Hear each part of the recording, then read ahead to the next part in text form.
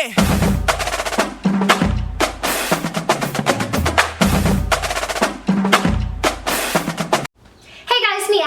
Welcome back to my channel. I hope you're all having a beautiful start to your day. I am here today with another DIY video. In today's video, I'm going to show you a bunch of different home decor pieces that are extremely inexpensive to make and best of all, very, very easy to recreate. If you have any questions or concern about these crafts, just ask them in the comments below. These are all Pinterest inspired and I have to say they were extremely easy and they really do jazz up any room in your house. I am really, really in love with the way that all of them came out. So again, if you have any other questions and concerns on them, just ask them in the comments below and I'll try my hardest to answer you back as soon as possible. And without further ado, we're gonna get right into this video.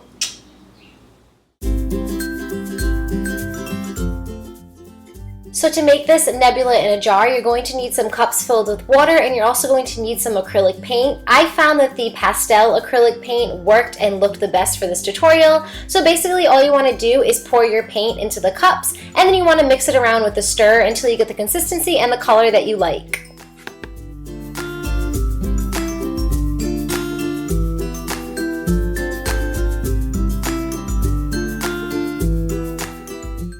Once all of your colors are mixed in thoroughly, you want to take a mason jar or any kind of bottle that you're going to be using and you want to take some cotton balls and stretch them out. So I just basically took all the cotton balls, ripped them apart, and you want to stick the cotton balls into the bottle that you are going to be using. Once you have it filled about 3/4 of the way, then you're going to take some glitter and pour some glitter on. It looks like it's a lot, but when you put the water in, it just sinks right on down, as you can tell in this clip. So then you want to take your darkest color or whatever color you want to use first, and you want to pour it on in. And then basically you just want to repeat this step for all of your different colors. I did a dark blue, a lighter blue, a even lighter blue, and then a darker pink, and then a lighter purple. And this is the way mine came out. You just want to take the cap, stitch it on, and then you have your own, not stitch it on, excuse me, you want to put it on. And this is what your little nebula in a jar looks like. I think it came out so beautiful. It is a nice little accent piece for any room. The colors just mesh really well together. I love the way that the glitter just kind of stands out and it just makes it really, really bright. And again, this is perfect for any room. This cost me, I want to say, $3 to make. It's very, very cheap and it's really, really beautiful.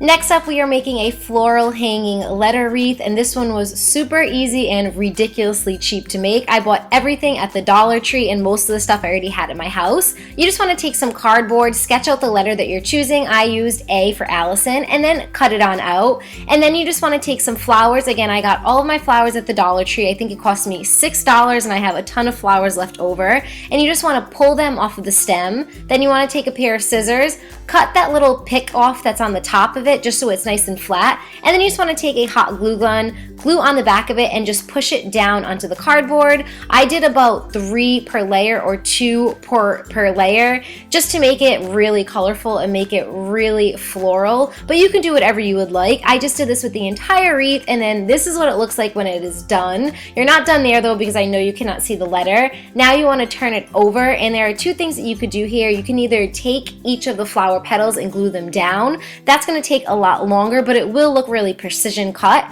Or you can just take a scissors like I'm going to be doing, and you're just going to cut around all of the edge and the perimeter of your letter, and that will show you the actual holes or the spacing in between each of your letters. And this is what it looks like when it is completed. I am obsessed with the way that this looks. I'm hanging this in my kitchen, and every time I eat dinner or I have breakfast, it just is so bright. It is so beautiful. I love the way it came out. I love the dimension to it. I love all of the colors. And again, I want to say this cost me about $5 to make. You really cannot go wrong with that.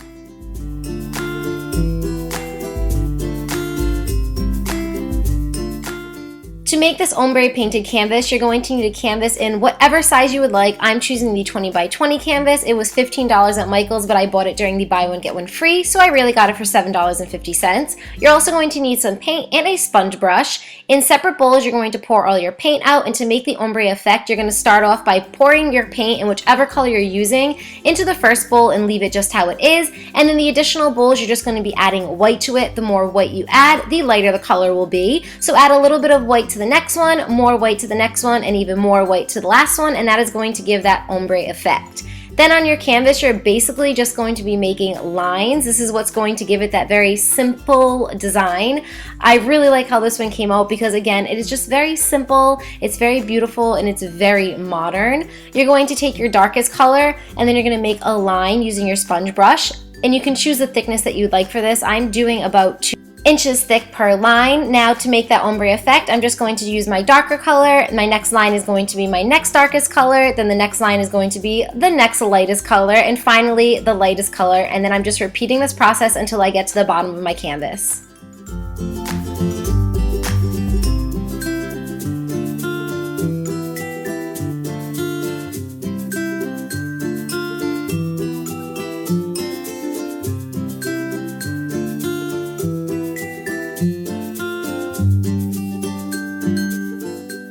And this is what the final product looks like. I really like the way that it came out. Again, it is just very simple and very beautiful. I have to say, since taking my Christmas decorations down in January, my living room has been lacking a lot of color, and since putting this up, I think it really just brightened the room up, and it just really brought some extra jazz into my living room. I have to say, it makes me smile every time I walk by it, and I know there's just something about artwork that just brings a smile to your face and kind of brightens your day, so I'm really happy that I did that for my living room, and I think that it will do that for you if you put it in any bedroom or any room of your choice.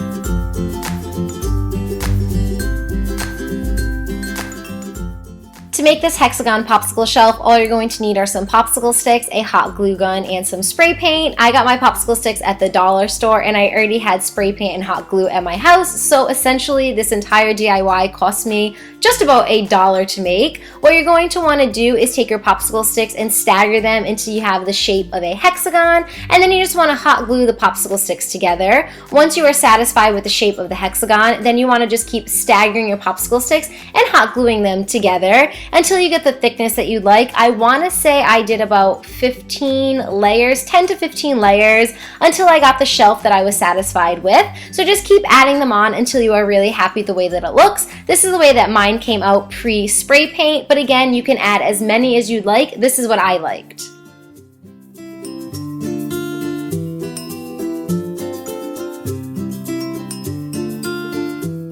Once you are satisfied with the thickness, the height, and the width of your hexagon shelf, you just want to take it outside or into a well-ventilated area and spray paint all over your shelf until all the areas are covered, and then just let it dry for about an hour.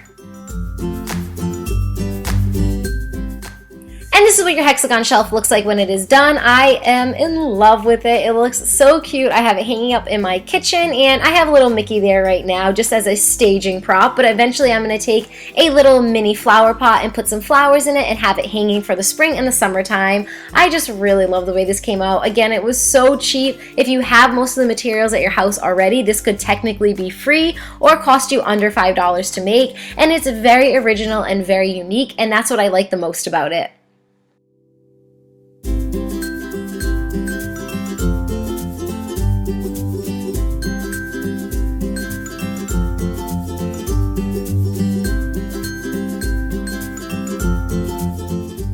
Now on to another DIY that could probably cost you under $3 to make. All you really need to purchase for this DIY is some paint and a flower pot, both that you can get at the Dollar Tree. What you want to do is find some rocks that are more oval shaped, some that look like cacti, and you just want to paint them different shades of green, and then you want to take a dotting tool or a stick or a paintbrush, and you just want to paint on different type of cacti designs. What I did was just some dots on one, and then I took a lighter green, painted on some stripes, and then I did some X's on them. You can just Google cactus or cacti and try to see different kinds of designs, and I just basically tried to emulate them onto the rocks that I had in front of me.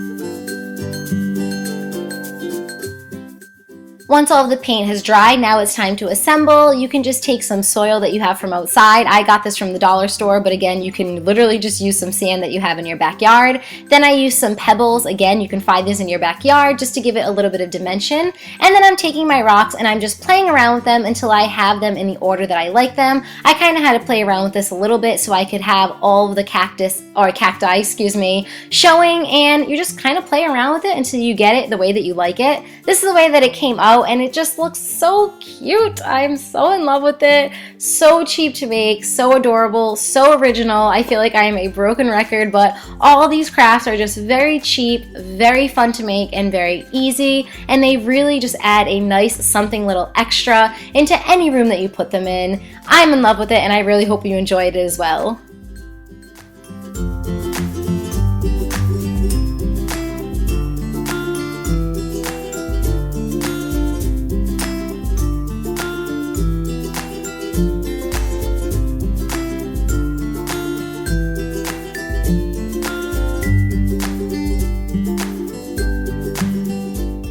And for the final DIY of this video, and for probably my favorite DIY in this video, we are going to be making food coloring stained glass. What you're going to need is some glue and some glitter glue. You're also going to need some food coloring and of course a frame. You just want to separate the glass out of the frame and put the other part to the side. Then you want to take some glue and some glitter glue and just squeeze it all over the frame. It really does not matter the design of this, we're just going to be scraping it later. Then you want to take some food coloring, no more than 2 drops. If you do any more than that, it just gets very soupy looking.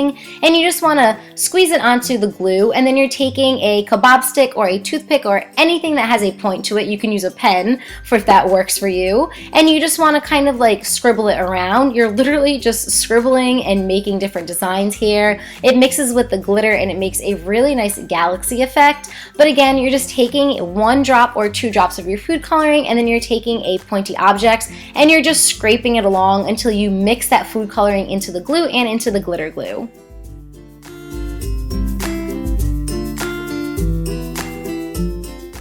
When you are satisfied with your design, let this dry overnight or until the glue is no longer tacky and it is hard on your glass.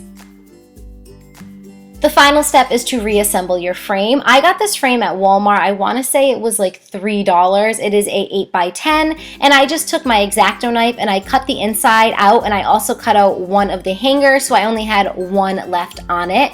And this is the type of frame that you can just push down and it kind of like eats the glass. It kind of just keeps it inside of it. It's just very secure. So again, I suggest getting this at Walmart. It was very, very cheap and very durable. Then you just want to take your stained glass, make sure that the glossy side is sitting up and the part that you actually glued on is in the back, and you just want to press it down. As you can tell here, if you flip it over, it is not going anywhere. And this is what the final product looks like. Oh my god, it is definitely my favorite of this video. It is so abstract, so beautiful, and the colors just look amazing when the sunlight is out. It just really catches all of that colors and makes it extremely vibrant.